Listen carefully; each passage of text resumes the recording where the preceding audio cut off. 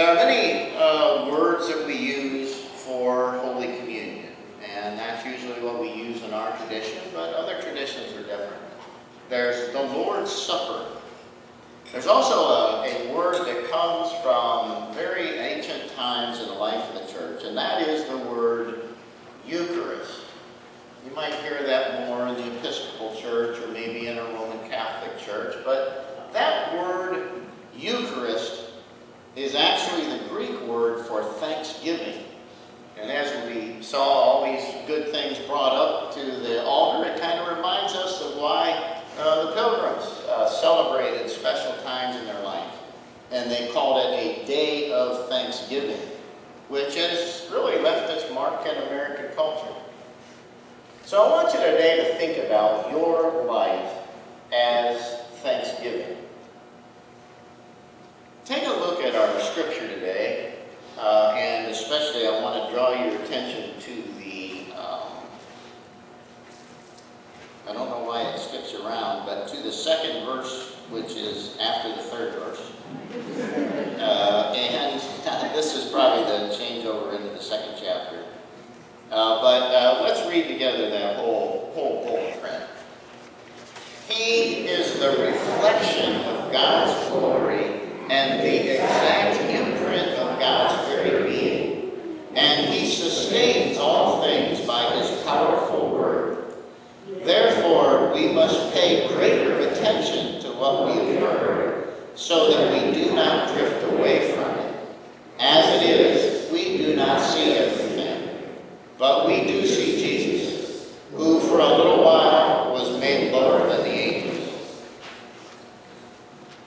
That's a great early confession of faith, right? We could just pull those words out and put them in the back of the hymnal, and we could recite that every Sunday, and you'd know the story. It's a story of thanksgiving, the story of living a joyful life, the life that God intends for you. So if I could guarantee you a sense of satisfaction in life, from the time you open your eyes in the morning till the time that you close your eyes at night, who'd be in on that? Who's in? Only 4 people want life satisfaction. I'll put another clause in there. What if you knew that that has nothing at all to do with your finances? It has nothing at all to do with your relationships. It has nothing at all to do with your health. It has nothing completely to do with the country that you live in. Did I sell more people on the idea? Raise a hand. Oh, gosh, okay. So here it is, guaranteed. To say thank you when you go to bed tonight, and to say thank you tomorrow morning when you wake up, and do that for 30 days. If you practice gratitude, if you live a thankful life, you will have a sense of satisfaction. This is really ancient wisdom, right? Because if you've been in a ritualistic religious group, you'll know that they have matins, which is morning songs of praise, and vespers, which are songs that thank God for everything, concerning everything, and in everything. So how many of you think you can commit to 30 straight days? 30 straight days. Morning and evening. Morning and evening. Research says that by tonight, half of you will forget that you made a promise. It's just true. It's research-based, okay? And then another half of the ones that are remaining will forget to do it tomorrow morning, even if they did it last night. And eventually, in 3 days, most of us will not keep track, because our world is so heavily distracted. We had a great meeting of the Ohio Conference a week ago yesterday in Columbus, and our speaker was Tracy Blackman, who's become leader in the National United Church of Christ, particularly in missions and peace and justice. And she said something that struck me.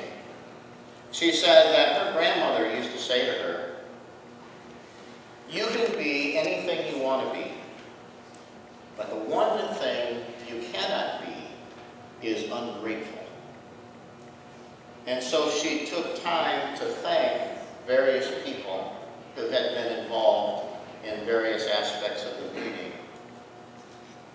30 days to change your life by saying thank you in the morning and in the evening. Very ancient spiritual wisdom. Today, I want to get my commercial in for my adult ed group, which we're starting today, in Bible study. I've been on this prayer emphasis for quite a while. I hope you join us on Wednesdays at 6:30 in the chapel for prayer and communion. But today in our Bible study, we're going to do a thankfulness prayer. And I came across this because I was part of a group who did this exercise. And it's based on a Harvard study that says that in order for adults to have a healthy lifestyle, they need to have 5 significant social ties in their life. And the problem is, especially with men, because men tend not to have as many social ties. But our exercise is this, that you begin thinking about the one person that you are most grateful for. And think about the reasons that you are thankful for that person. And give thanks. And go down through 5 people. And it will strengthen your sense of connection in the world and with other people. So some people don't know what to do. Well, I'm going to pray thankfulness prayer at night and morning. But this is something specific that can help you to feel connected, more deeply connected, to people who are a spiritual resource to you.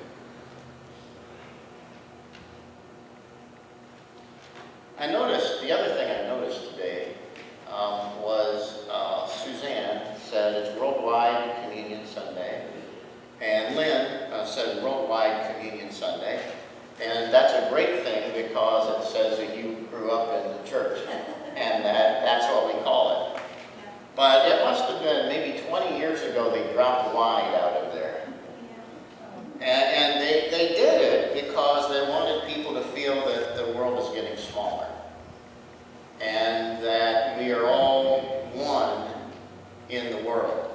So in the 1940s, they began Worldwide Communion Sunday. And we all know the kinds of things that were happening in the world in the 1940s.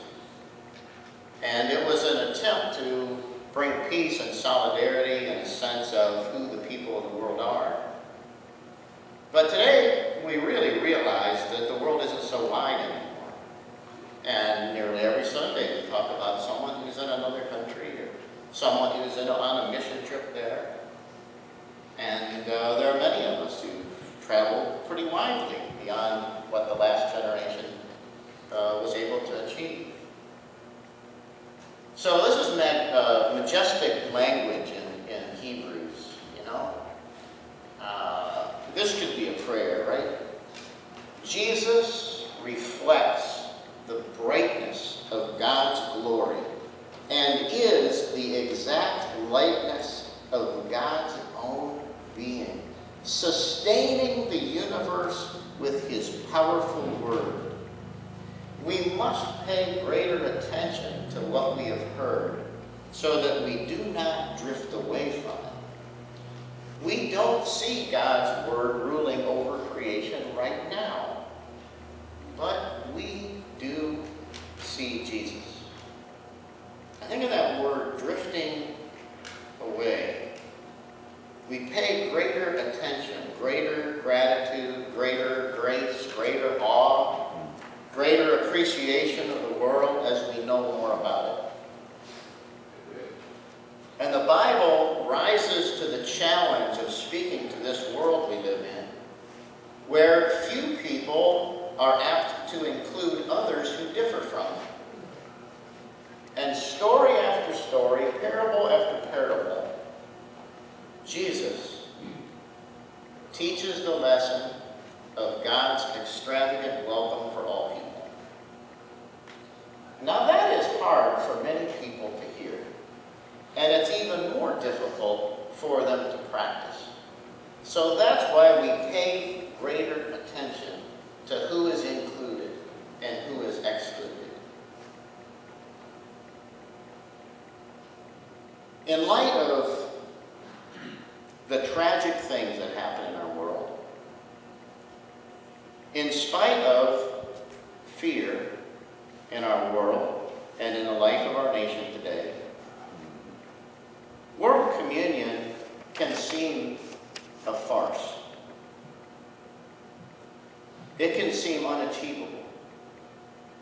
It can seem like a fantasy that suddenly people will change their minds and leave their prejudices behind and do away with fear and anger. And no doubt when you go back to your families, your extended families, some people might accuse you of being an idealist. But what I hope you see about Eucharist is that this is really a very realistic way to make the kinds of changes that we need to make in the world today, and that we need to make in our soul. Because I don't want you living an anxious life. I don't want you living a fearful life. It's easy for us to be distracted, led away from all the things we have in this life to be grateful for, and all of the people who become a Christ to us. And many people live today in that age of anxiety.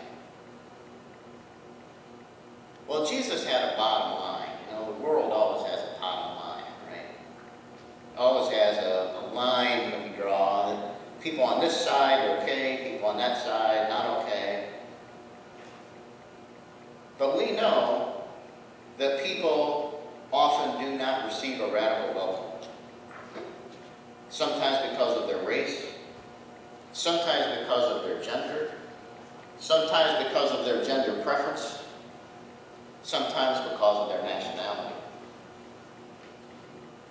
People, by and large, don't welcome the stranger.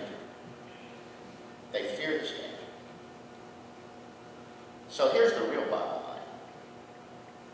That human beings are created in the image of God. And any other social, economic, or national loyalty has to be subjugated under this command to love our neighbors, especially neighbors who are in need. So in communion, you're going to hear those familiar words. Some people repeat these words to me after when I'm out talking to somebody. They say, "Oh, last Sunday you said this." And I didn't say it in the sermon, I said it during the communion. People come from the east and the west, to the north and the south, and they gather about this table of the Lord. And that's true of the whole fellowship of the church, the whole mission of the church. What I learned as I was looking at these things is that there was an earlier version of that, and it was in the words of Jesus. I am in the east, and I am in the west. I am in the north, and I am in the south. Is there any peoples that God is not with? God is not active in? I like that. If I could memorize it, I'd use it today. But I already got it down. So what does this table matter to you? Counselors today say that the greatest tragedy is that often people don't like themselves, and that most of our suffering comes from not liking ourselves. And maybe that rings true for you. But they recognize it as a troubling problem in our society today, because Americans rank very high on the scale of not liking themselves. And so there are programs about shame and guilt and working through some of the things that you feel inferior about. We see it all over.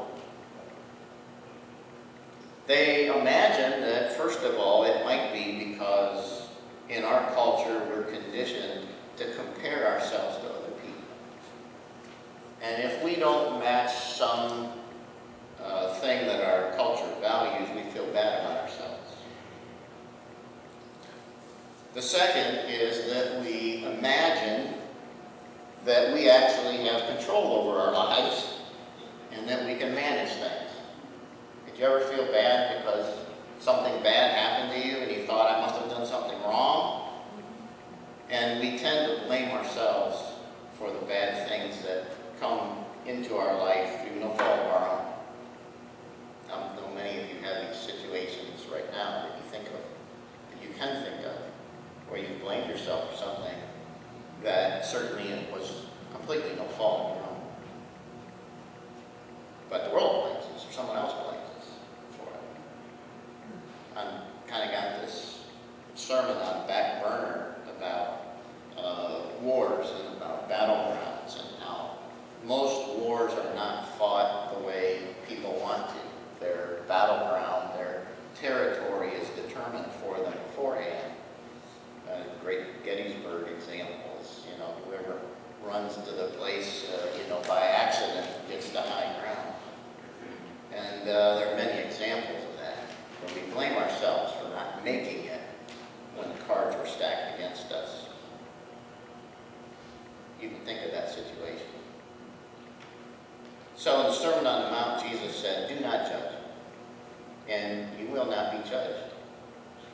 Do not condemn, and you will not be condemned. Forgive, and you will be forgiven. Give, and it will be given to you. A good measure, pressed down, shaken together, running over, be put right in your lap. And then, point of it all, for the measure that you give will be the measure you get back. Now, many people take this as thinking that God is going to all of a sudden make this judgment and you'll get back from God whatever you gave to others, but I hope that you take it more socially and that you will judge yourself more harshly when you judge others harshly. And at this table, we no longer judge ourselves. Allow yourself to be free from those thoughts. And when we judge ourselves, we also use that harsh measure on others. So lives are changed in Thanksgiving. And at this table, we're invited to imagine a different world, a new lifestyle, to give thanks in the morning and in the evening. And as the great author of Hebrews, unknown author of Hebrews said, we need to pay greater attention to what we've heard so that we do not drift away from it. Because we don't see everything. What we do see is Jesus. Today,